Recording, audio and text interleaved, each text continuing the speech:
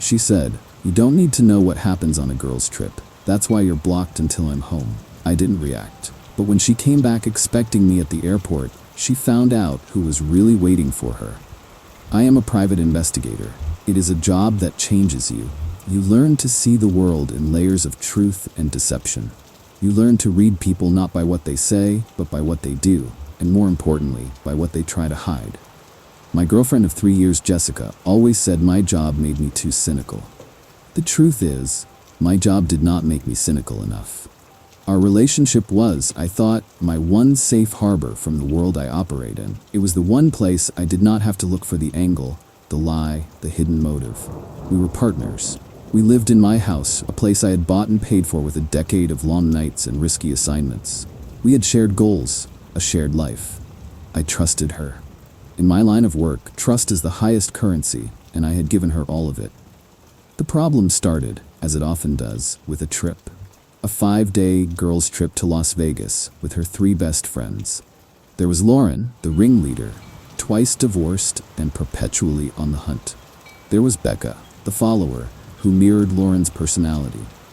And there was Chloe, who was quiet but always seemed to be watching and calculating. I did not like them. They were loud, superficial, and treated Jessica like their prized possession, constantly reminding her of the wild days she had before she met a boring, stable guy like me. A few days before the trip, I was helping Jessica pack. I asked for her flight details and the name of the hotel, just so I would have it in case of an emergency. She turned to me, a strange, hard look in her eyes. "You do not need to know that," she said. I was taken aback. "What do you mean? I just want to know where you are." She crossed her arms, and her voice took on a sharp, condescending tone. "It is a girls' trip, Mark. The whole point is to get away from everything, including you.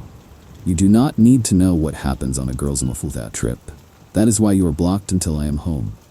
I just stared at her, blocked. She was not just asking for privacy. She was declaring a 5-day blackout. She was drawing a line between her life and our life.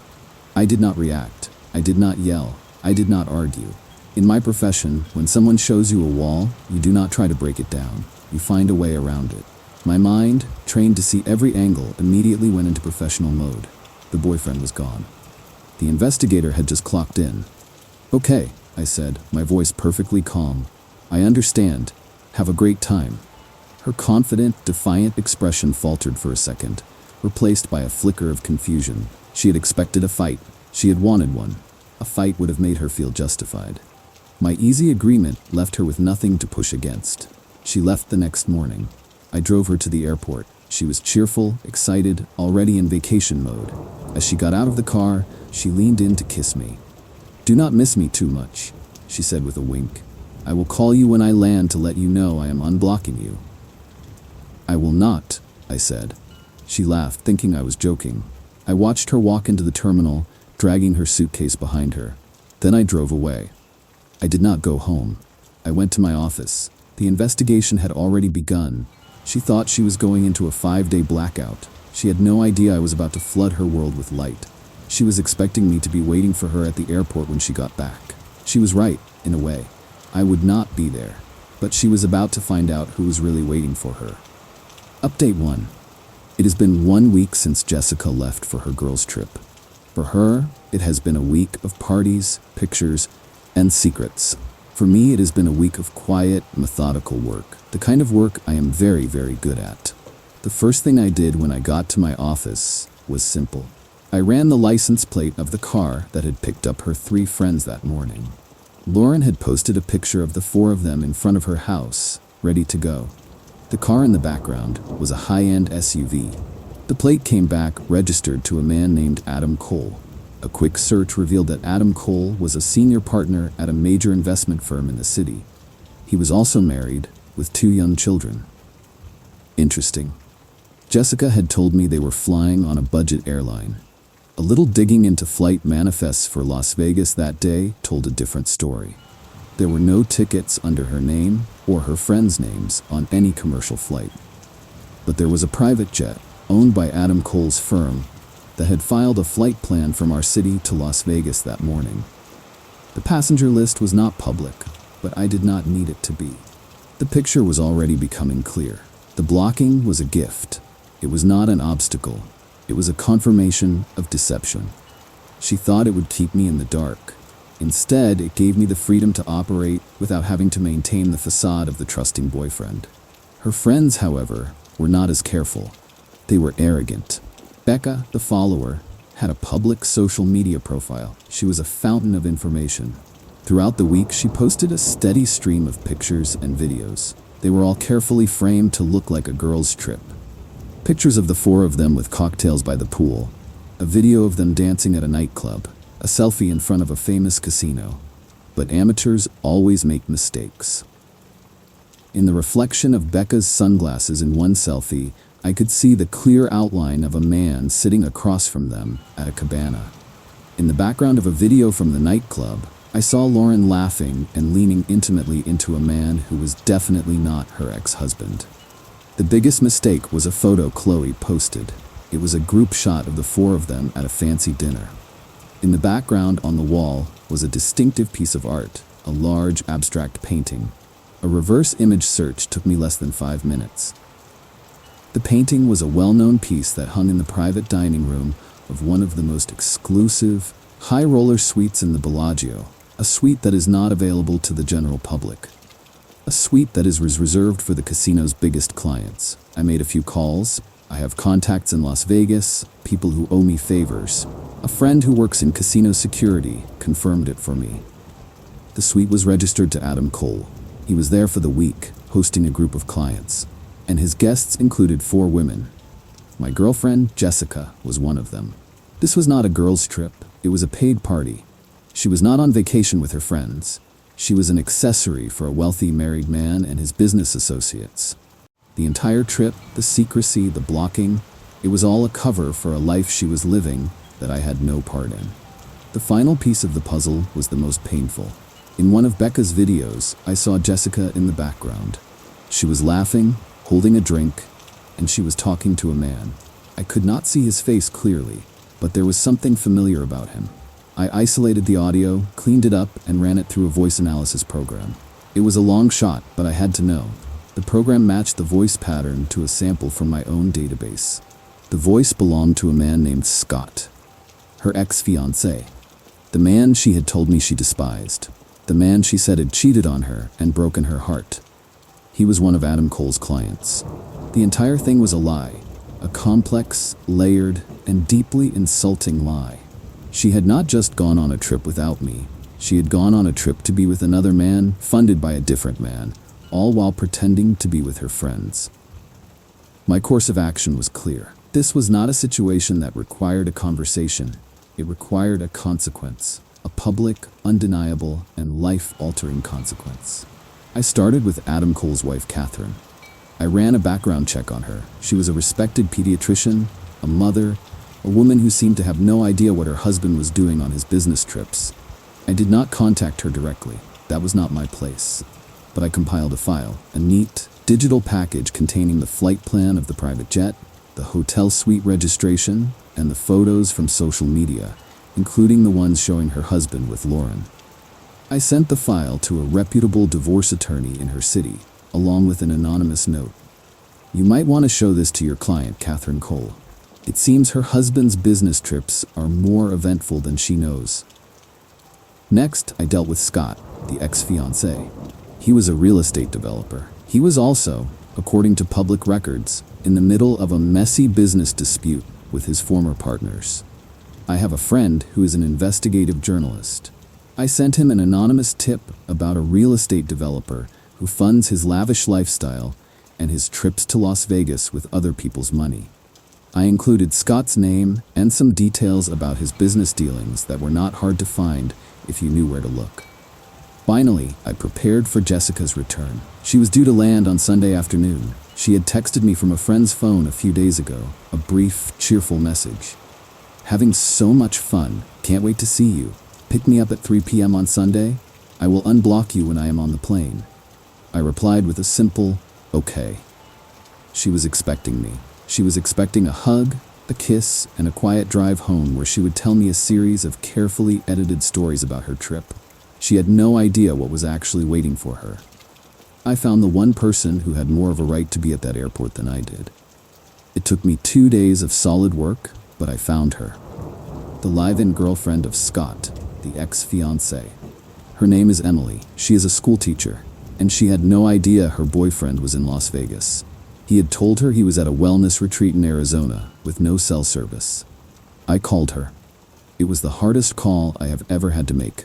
I told her who I was, and I told her what I had found. I sent her the evidence, the audio file, the pictures, the hotel information. She was silent for a long time. Then she started to cry. But after the tears came the anger, a cold, hard anger that matched my own. I told her about Jessica's flight. I told her what time she was landing, and I made her a proposition. She is expecting me to be there, I said, but I think you are the one she should see first. Emily agreed without hesitation. So the stage is set. The actors are in place. Jessica's flight is scheduled to land in 24 hours. She is expecting a welcome home party. She has no idea she is about to walk into a funeral. Her own. Update 2. The events of the past few days have been more chaotic and more satisfying than I could have possibly scripted. The airport was not just a confrontation, it was a detonation.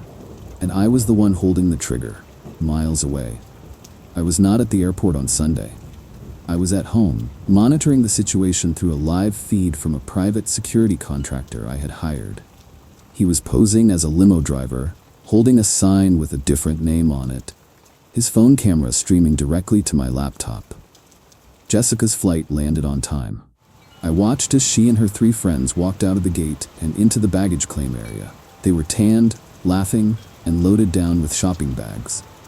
Jessica was on her phone, a big smile on her face. She was probably texting me, telling me she was there, expecting me to be waiting at the curb. As they came through the main doors into the arrivals hall, I saw Emily. She was standing there, calm and composed, holding a large, professionally printed poster board.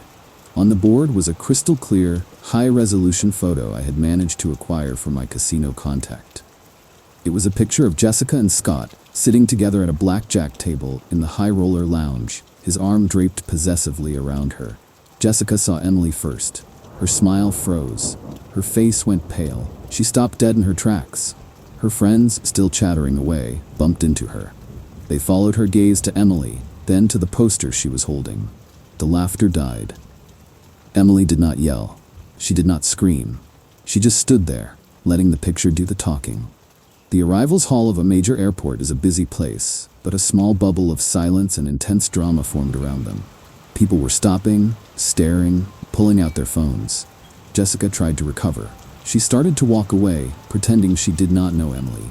But Emily was prepared. She took a step forward, her voice clear and steady, loud enough for everyone around them to hear. "Scott sends his apologies," Emily said. "He could not be here to welcome you home himself.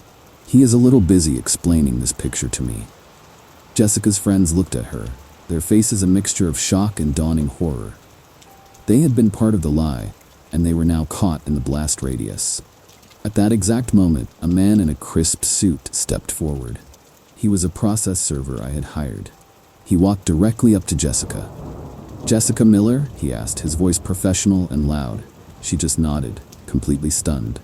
"You have been served," he said, handing her a thick legal envelope. Inside that envelope was a formal eviction notice. She had 30 days to remove her belongings from my property. Also inside was a restraining order, preventing her from contacting me or coming within 500 feet of my house or my place of business. The combination of the public humiliation and the legal documents was too much. Jessica just crumpled. She dropped her bags, covered her face with her hands, and started to sob. Her friends did not rush to comfort her. They grabbed their own bags and scattered, disappearing into the crowd like rats from a sinking ship. They wanted no part of the mess they had helped create. My security contractor's camera captured the whole thing. The beautiful, confident woman who had blocked me from her life just 5 days earlier was now sitting on the floor of an airport, surrounded by her expensive shopping bags, completely and utterly alone. The fallout since then has been swift and comprehensive. Adam Cole's wife, Catherine, did not waste any time.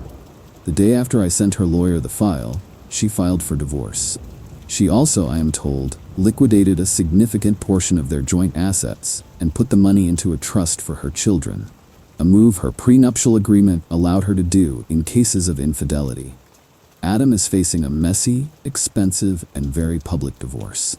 His firm is also reportedly reviewing his position, as the scandal is not a good look for their family-oriented image. Lauren, the ringleader of the trip, has been named in the divorce proceedings. Scott, the ex-fiancé, is also in a world of trouble. The journalist I tipped off ran a story about his shady business dealings. His partners are suing him, and his reputation is in tatters. Emily has left him and is, with my help, preparing her own legal action against him for financial damages. And Jessica. Her life is a smoking crater. She has no boyfriend, no home, and her friends have abandoned her. She had to call her parents to come and get her from the airport. I can only imagine that conversation. She is now living in their spare bedroom, a 30-year-old woman whose entire life has been reset to zero. She has tried to contact me, of course. She has used burner phones, new email accounts, everything. I have not responded. My lawyer has sent her a cease and desist letter, reminding her of the restraining order. Her friends have also tried to reach out, each with their own pathetic attempt at damage control. They have all claimed they had no idea what was really going on, that Jessica had lied to them. I have not responded to them either. They are irrelevant. I spent the week after her return systematically erasing her from my life. Her belongings were packed by a professional moving company and delivered to her parents' address. I changed my phone number. I have scrubbed my social media. To her, and to the world she inhabits, I have become a ghost. She thought she was playing a game. She thought she could have it all. The stability I provided and the thrill of a secret life. She did not understand that in my world there are no games. There are only facts, evidence, and consequences. She gave me a 5-day blackout. I gave her a lifetime of it. Final update: it has been 6 months since the day of the airport greeting. The dust has not just settled, it has been swept away, leaving behind a clean slate. I am writing this final update not to gloat, but to close the book on this chapter of my life and to detail the final, quiet consequences of a series of very loud mistakes. My life has moved on in a way I did not expect. After the initial satisfaction of the revenge wore off, I was left with a sense of emptiness. I had won, but the victory felt hollow. I had spent so much of my life looking for the deception in others that I had forgotten how to look for the good. The person who helped me change that was Emily, Scott's ex-girlfriend. We stayed in touch after the airport incident. We were two people who had been betrayed by the same lie, and we found a strange sort of comfort in that shared experience. We started having coffee, then dinner. We talked about everything except what had happened. We talked about our jobs, our families, our dreams. I discovered a woman who was kind, funny, and incredibly strong. We are dating now. It is slow, it is careful, and it is built on a foundation of absolute honesty. It is the realest thing in my life. The lives of the people who caused so much chaos, however, have found their own fitting conclusions. Adam Cole's divorce was finalized. It was brutal. Catherine, armed with the evidence I provided, took him for everything she was legally entitled to. He lost his house, a significant portion of his fortune, and his position at the investment firm. His reputation is destroyed. Lauren, who was named in the divorce, has become a social outcast. The wealthy men she used to associate with now see her as a liability. Scott's legal troubles have only deepened. The article about his business practices triggered an official investigation. He is facing multiple lawsuits and the potential for criminal charges. He has lost everything. And Jessica. Her story is the quietest and, in some ways, the saddest. After months of living with her parents, she finally got a new job and moved into a small apartment. She is starting over, but she is doing it alone. Her friends never came back. Her reputation never recovered. I received one final communication from her about 2 months ago. It was a letter, forwarded to me by my lawyer. It was a long, handwritten apology. She did not make excuses. She did not ask for a second chance. She just owned it. She wrote that the public humiliation at the airport was the worst day of her life. But it was also the day she finally saw herself for who she was. A person who valued the attention of others more than the love of one. She wrote that she was in therapy. and that she hoped one day to become someone she could be proud of.